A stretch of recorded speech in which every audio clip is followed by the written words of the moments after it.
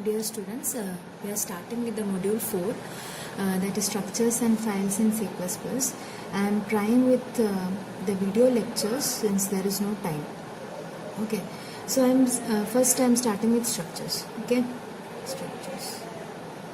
Okay, what do you mean by a structure? See, you all know that we have different type of data types, that is int, float, double, char, etc. And we have also deal with the arrays, functions, etc. When we say arrays, it is like a group of items which is having same data type. And how we will declare it? Int, suppose x of 10, which means that x is having a size of 10 and its character should be integer data type. Okay, so we can group only integer data types together. What if I need information about a student? Okay, I need the information about a student. So in the student, he or she is identified with his name, isn't it? But as a student, I can have his or her age, or the semester, his or her CGPA, etc.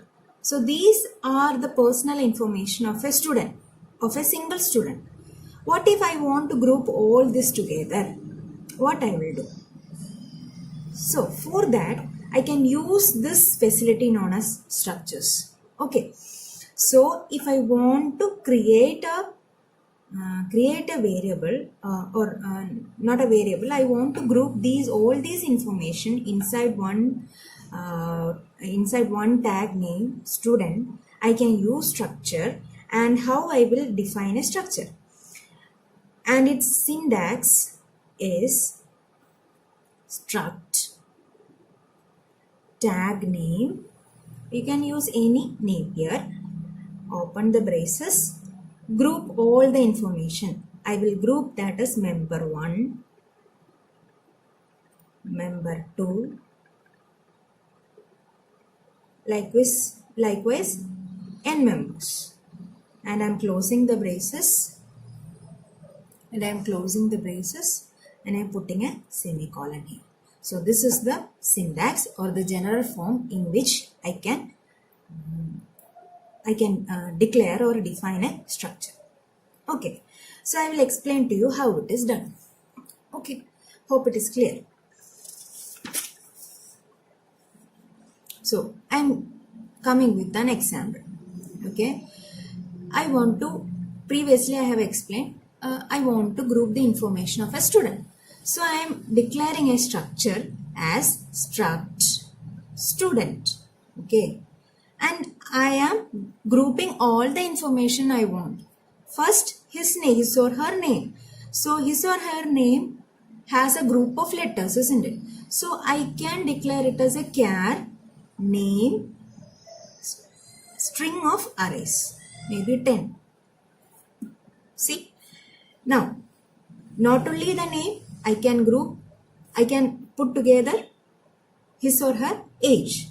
Let it be. So I will take that as int age. Now what information I need?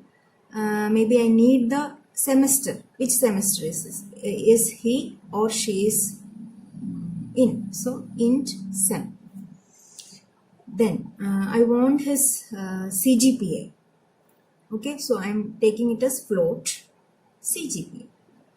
Now I am grouping all this information inside the struct.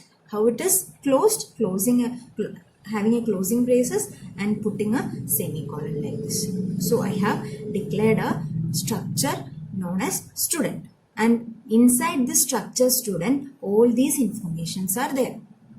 Okay, and I want to get the information about of a one student, suppose maybe S1, student 1, how I will declare the variable associated with this student structure? That is struct. So I am going to explain how the student, that is the structure variable is declared. Okay, so struct student, which I have already defined here.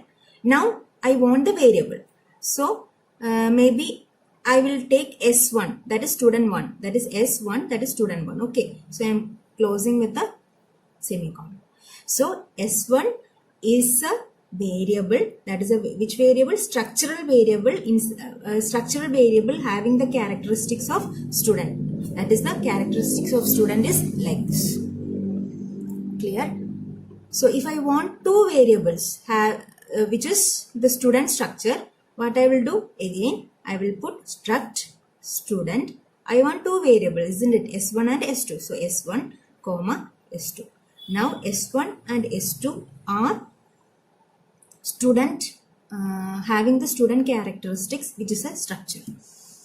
Clear?